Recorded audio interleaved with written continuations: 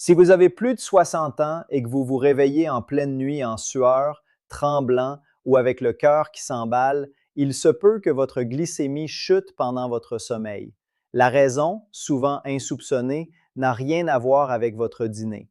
Dans les prochaines minutes, je vais vous expliquer précisément pourquoi cela se produit, l'erreur à éviter qui aggrave considérablement la situation et une simple routine du coucher qui vous permettra d'éviter que cela ne se reproduise dès ce soir. Avant d'aller plus loin, il est important de préciser que les informations présentées dans cette vidéo ne remplacent en aucun cas l'avis de votre médecin.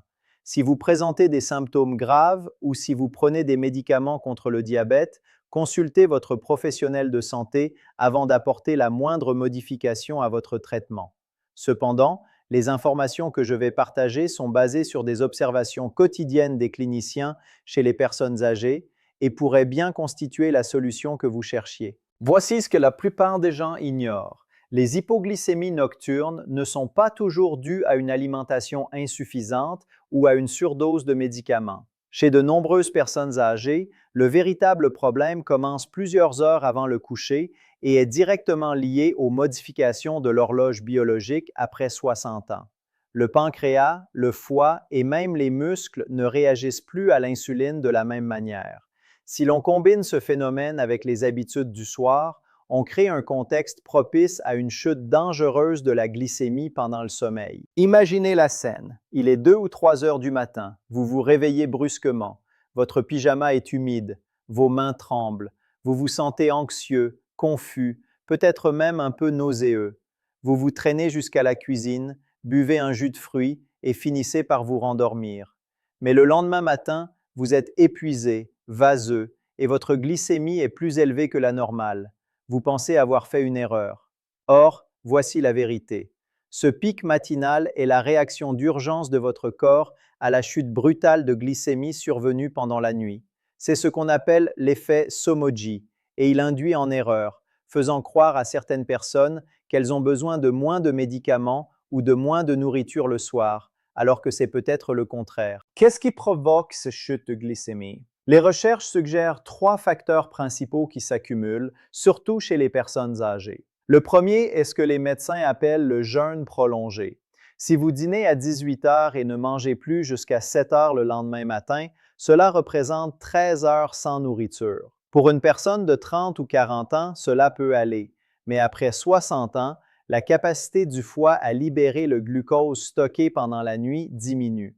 Normalement, le corps maintient la glycémie stable pendant le sommeil en dégradant le glycogène. Mais si le foie n'y parvient plus efficacement, la glycémie chute et chute rapidement. Le deuxième facteur déclenchant est l'heure de prise des médicaments le soir. De nombreuses personnes âgées prennent leurs médicaments contre le diabète ou leur insuline au dîner ou juste avant de se coucher. C'est souvent ce qui est indiqué sur l'ordonnance, mais celle-ci ne tient pas compte de la durée d'action du médicament dans l'organisme. Certains médicaments atteignent leur pic d'efficacité 4 à 6 heures après la prise.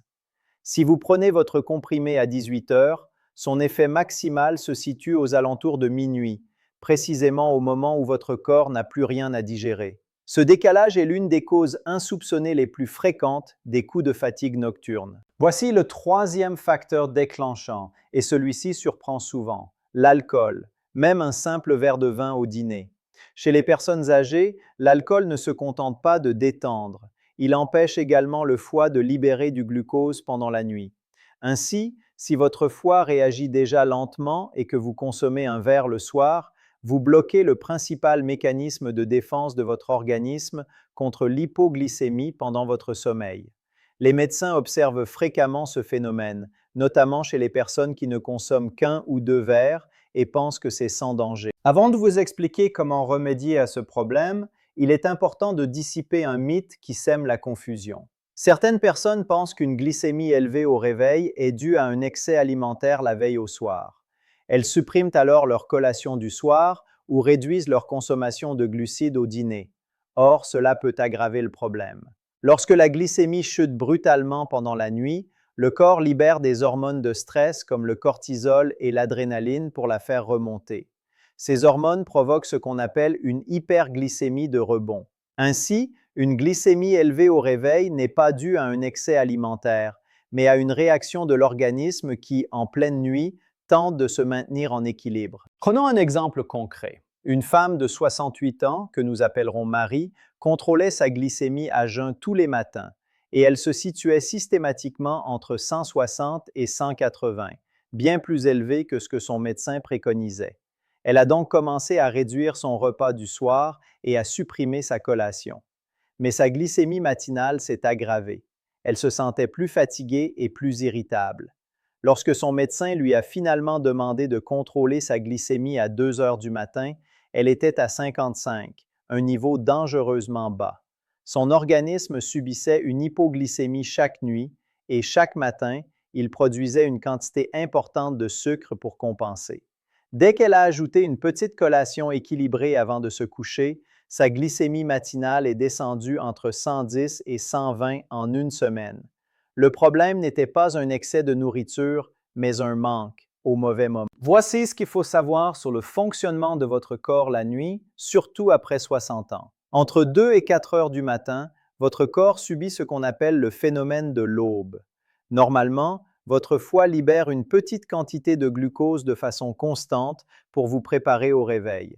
Mais si vos réserves de glucose sont déjà épuisées ou si vos médicaments sont encore actifs, ce processus est perturbé. Au lieu d'une hausse progressive, vous subissez une chute brutale suivie d'une nouvelle montée, et ce sont ces fluctuations qui expliquent votre mal-être le lendemain. Parlons maintenant de ce que vous pouvez faire dès ce soir. Je vais vous donner un plan d'action simple en 3 étapes: le timing, les associations alimentaires et le suivi des symptômes. Ensuite, je vous indiquerai les signes d'alerte qui nécessitent un appel immédiat à votre médecin. Commençons par parler de votre collation du soir. Si plus de 10 heures s'écoulent entre votre dernier repas et le petit déjeuner, il vous faut une petite collation environ 30 à 60 minutes avant d'aller au lit. Mais attention, il ne s'agit pas de n'importe quelle collation. Privilégiez une combinaison de glucides complexes et de protéines ou de lipides sains. Les glucides fournissent à votre corps le glucose dont il aura besoin pendant la nuit, tandis que les protéines ou les lipides ralentissent l'absorption de ce glucose. Ainsi, votre glycémie reste stable pendant plusieurs heures. Voici quelques bonnes idées. Une demi-tranche de pain complet avec une cuillère à soupe de beurre de cacahuète, une petite pomme avec une poignée d'amandes, 3 crackers complets avec une tranche de fromage, un quart de tasse de flocons d'avoine avec quelques noix. Il ne s'agit pas d'un repas, mais simplement de fournir à votre foie et à votre pancréas de quoi travailler pendant votre sommeil. Deuxièmement, discutez de l'heure de prise de vos médicaments avec votre médecin. Je ne peux pas vous dire de modifier votre dose ni d'arrêter un traitement. Cependant, vous pouvez demander à votre professionnel de santé s'il serait judicieux de prendre votre médicament un peu plus tôt le soir, ou si une autre formulation serait plus adaptée pour une action nocturne. Certaines personnes tolèrent mieux les versions à libération prolongée, d'autres préfèrent fractionner leur dose. Il est important d'en parler, surtout si vous vous réveillez avec des symptômes ou si vous constatez une augmentation des symptômes le matin. Troisièmement, si vous consommez de l'alcool le soir, essayez de le consommer plus tôt dans la journée ou de vous en passer complètement pendant 2 semaines pour voir si vos symptômes s'améliorent. Vous n'êtes pas obligé d'y renoncer définitivement, mais tester cette habitude vous fournira des données concrètes. Si vos symptômes nocturnes disparaissent lorsque vous arrêtez de boire après 18 heures, vous venez d'identifier l'un de vos facteurs déclenchants. Parlons maintenant du suivi, car c'est souvent là que les signes avant-coureurs se trompent. Si vous avez un lecteur de glycémie à la maison, mesurez votre taux de sucre dans le sang juste avant de vous coucher, puis à nouveau si vous vous réveillez avec des symptômes. Notez l'heure, le taux et votre ressenti. Faites cela pendant 3 à 5 nuits. Si vous constatez que votre glycémie au coucher est raisonnable, disons 120, mais que vous vous réveillez à 3 heures du matin en sueur ou en tremblant avec un taux inférieur à 70, c'est un signe clair d'hypoglycémie nocturne. Apportez ce journal à votre médecin. C'est l'une des choses les plus utiles que vous puissiez faire, car cela révèle un schéma que votre test du matin seul ne permettra jamais de déceler. Voici un autre point important, l'activité physique en soirée. Si vous faites une longue promenade ou du jardinage après le dîner, Vos muscles continuent de puiser du glucose dans votre sang pendant plusieurs heures. C'est généralement bénéfique, mais si vous êtes déjà sujet aux hypoglycémies nocturnes, faire de l'exercice le soir sans adapter votre alimentation ou votre traitement peut aggraver la situation. Cela ne signifie pas qu'il faut s'arrêter complètement. Cela signifie simplement que si vous êtes actif le soir, ajoutez 15 grammes de glucides à votre collation du soir. Une petite banane, quelques abricots secs, une demi-barre de céréales, de petits changements peuvent faire toute la différence. Laissez-moi vous expliquer ce qui arrive lorsqu'on ignore ces hypoglycémies nocturnes. À la longue, des épisodes répétés d'hypoglycémie, surtout pendant le sommeil, peuvent perturber le rythme cardiaque. Ils peuvent augmenter le risque de chute si vous vous levez désorienté dans le noir. Ils peuvent aggraver l'anxiété et la dépression, car le taux d'hormones de stress grimpe en flèche nuit après nuit. Et chez les personnes âgées, des hypoglycémies fréquentes peuvent même accroître le risque de déclin cognitif. Le cerveau a besoin d'un apport stable en glucose. Lorsque celui-ci est privé de glucose puis subit des fluctuations importantes, cela a des conséquences néfastes. Il ne s'agit pas seulement de confort, mais de préserver votre santé à long terme. Avant de vous indiquer les signes avant-coureurs à surveiller, je tiens à aborder une erreur fréquente. Certains pensent que la solution consiste à prendre un repas copieux ou à consommer beaucoup de sucre avant de se coucher. Ce n'est pas la bonne solution. Un repas important, surtout s'il est riche en glucides simples ou en sucre, provoque un pic de glycémie, mais le corps libère ensuite une forte dose d'insuline pour la faire redescendre. Or, cette insuline peut être en excès, entraînant une hypoglycémie quelques heures plus tard. L'objectif n'est pas de saturer l'organisme, mais de favoriser une libération lente et régulière d'insuline. C'est pourquoi l'association de glucides complexes et de protéines ou de lipides est bien plus efficace qu'une glace ou une poignée de biscuits. Voici les signes d'alerte. Si vous vous réveillez plus de 2 fois par semaine en sueur, tremblant, confus ou avec le cœur qui s'emballe, n'attendez pas. Appelez votre médecin.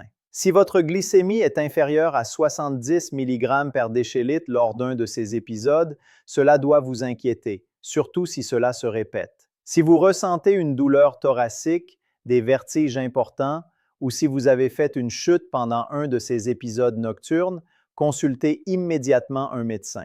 Enfin, si votre glycémie matinale fluctue fortement, par exemple à 180 mg par décilitre un jour et à 95 mg par décilitre le lendemain sans raison apparente, c'est un autre signe d'instabilité de votre glycémie nocturne. Une dernière chose, si vous vivez seul, gardez une source de glucose à portée de main sur votre table de chevet, comprimés de glucose, petites briques de jus de fruits ou même quelques bonbons emballés. Si vous vous réveillez avec des symptômes, agissez immédiatement. N'essayez pas d'aller à la cuisine si vous tremblez ou êtes désorienté. Asseyez-vous, prenez 15 grammes de sucre à action rapide, attendez 10 minutes, puis vérifiez à nouveau votre glycémie. Prenez ensuite une petite collation riche en protéines pour vous stabiliser. Et surtout, prévenez toujours quelqu'un, votre médecin, un membre de votre famille, un ami.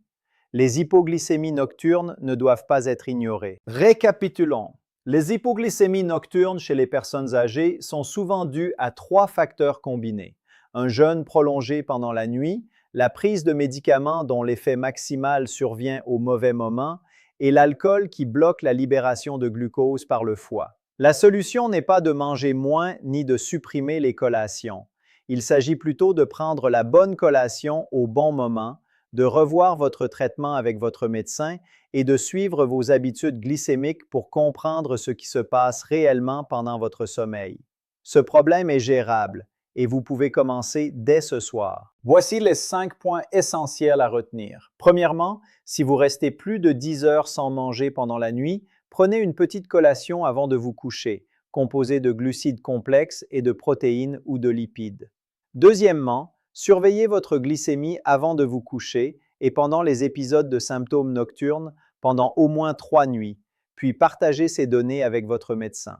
Troisièmement, discutez avec votre professionnel de santé de l'heure de prise de vos médicaments, surtout si vous les prenez au dîner ou juste avant de vous coucher.